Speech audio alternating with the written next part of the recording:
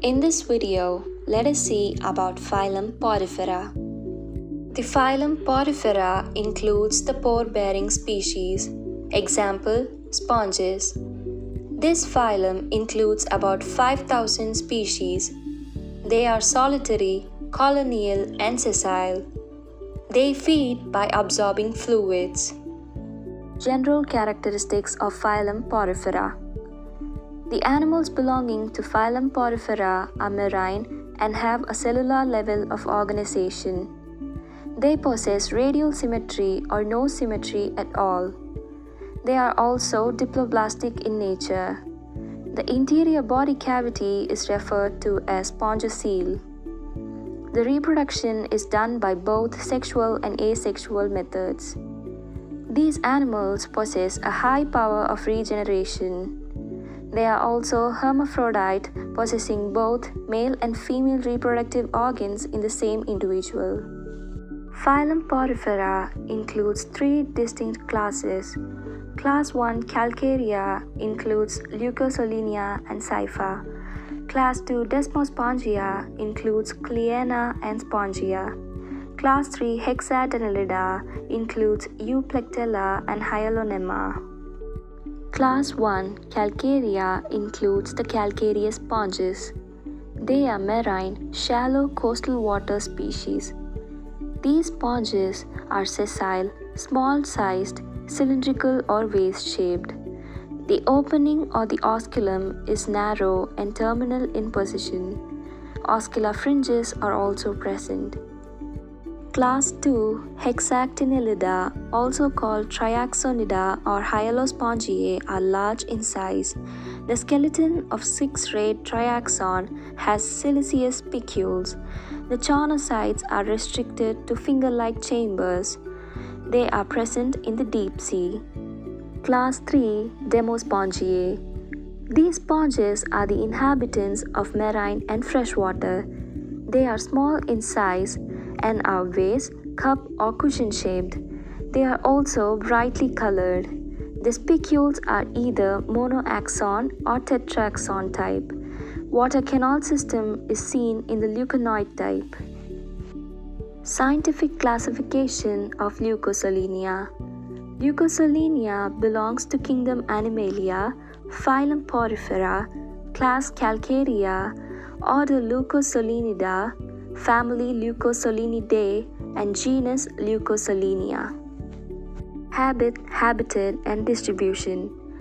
These sponges are small, delicate, colonial, and sessile. They live in the shallow waters and are abundant in the northern Atlantic coast.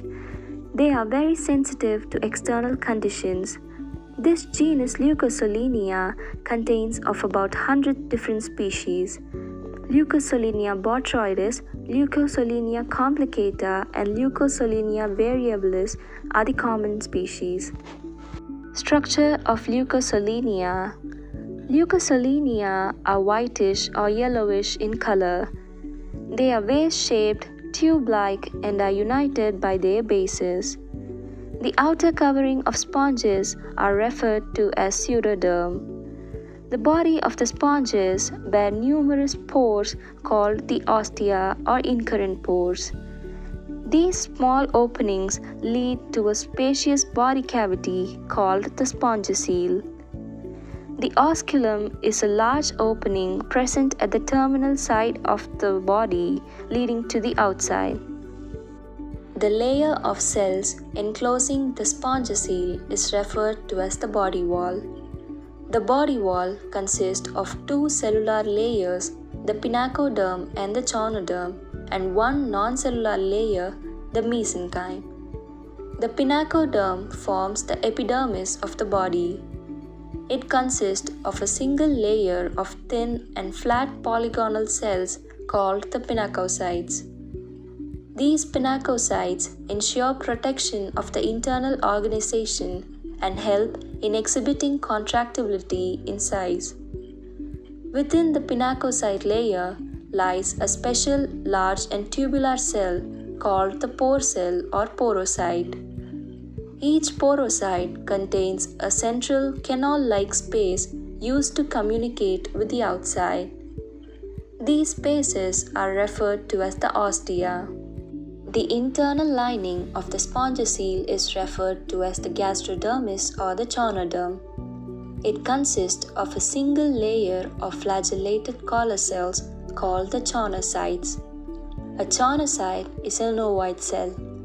Its free end bears a transparent contractile collar which surrounds a single long flagellum. These flagellum arise from a basal granule or kinetosome. The choanocytes are used in feeding and for ensuring the flow of water within the animal's body with the help of their beating flagella. The non-cellular layer present in between the pinacoderm and the choanoderm is called as the mesenchyme. It has a gelatinous matrix of proteins called as the mesoglia. This layer contains several freely wandering cells called the Amiposites and minute skeletal elements called the spicules or sclerites. The Amiposites are of many types depending on the shape of their pseudopodium and functions. The archaeocytes are large primary Amiposites with a blunt pseudopodium. These cells carry on all essential functions in the sponges. They are also totipotent in nature, that is, they are capable of giving rise to all other Amiposites. The scleroblasts are skeleton-forming Amiposites. They are also called as chalcoblasts as these cells form the calcareous spicules. Thesocytes possess rounded pseudopodia and store reserve food material. The chromocytes are responsible for the colors in sponges. The gland cells secrete slime. Coloncytes have branching pseudopodia and forms the connective tissue and the nerve cells. The mycocytes are contractile cells present around the osculum and so functions as a sphincter. The spicules are skeletal elements formed of crystalline calcium carbonate. All the spicules orient in the same direction and impart roughness on the sponge's body. The spicules are three types. The monoaxons are needle-like. The tetraxons have 4 rays, while some tetraxons lose 1 ray, becoming a triradiate. Physiology of Leucosolenia. Leucosolenia are incapable of locomotion. However, they possess a local contractile power which produces minimal responses and slow reactions. Sponges are devoid of nerve cells. The vital life processes in sponges depend on water currents. These water currents are produced by the constant beating of flagella in the choanocytes. However, the flow of water is controlled by the opening and closing of the ostia. Functions. These water currents bring food and oxygen while removing the excretory waste. They also act as reproductive elements. Digestion. The nutrition in sponges is chiefly from the planktons. The choanocytes capture and digest food while the amebocytes complete the process of digestion and distribute it into the cells by diffusion. The digestion is intracellular.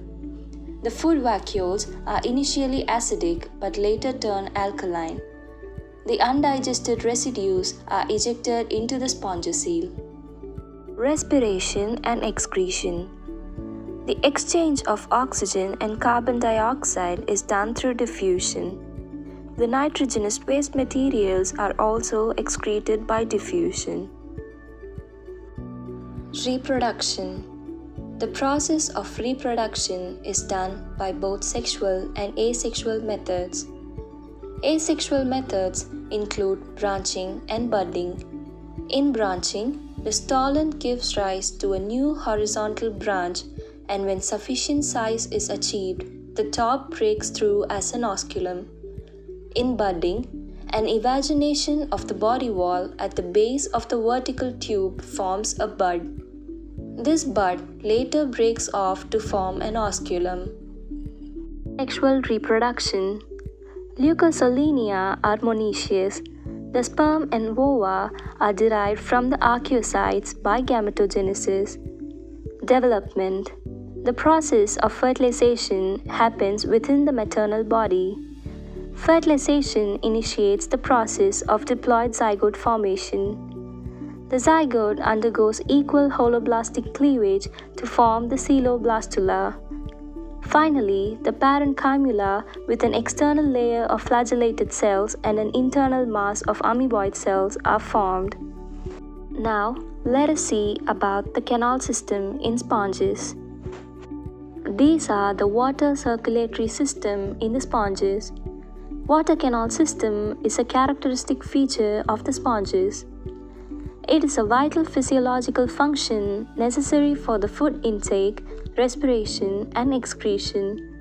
The main constitution of this system is the ingression and the egression. The water canal system in sponges are of three types: ascon type, sycon type, and leucon type. Ascon type is the simplest type of water canal system seen in the ascoid sponges. Example, Leucosolenia. The body possesses large number of minute openings called the ostia or incurrent pores.